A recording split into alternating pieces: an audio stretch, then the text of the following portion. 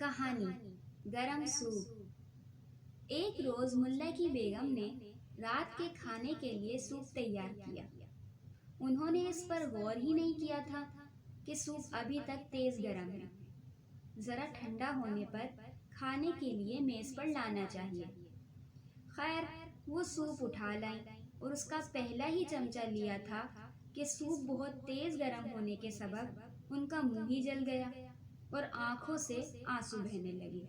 اتنے میں ملا بھی آ گئے اور پوچھا، بیگم کیوں رو رہی ہو؟ بیگم نے کہا، مجھے میری مرحومہ والدہ یاد آ گئیں جو اس وقت جنت میں ہیں۔ ان کو سوپ بے حد پسند تھا۔ ابھی انہوں نے اتنا ہی کہا تھا کہ ملا نے بھی جھٹ ایک چمچہ بھر کر سوپ منہ میں ڈال لیا۔ ان کا بھی منہ جل گیا اور آنسو بہنے لگے۔ بیگم نے پوچھا، ملا جی اب آپ کیوں رو رہے ہیں؟ ملا نے کہا، میں اس لیے رو رہا ہوں کہ تمہاری جنتی ماں ایسی بے درد بیٹی میرے لیے چھوڑ کر گئی ہیں جو اب میری بیوی ہے۔ سبق: جلد بازی میں کوئی کام نہ کرو۔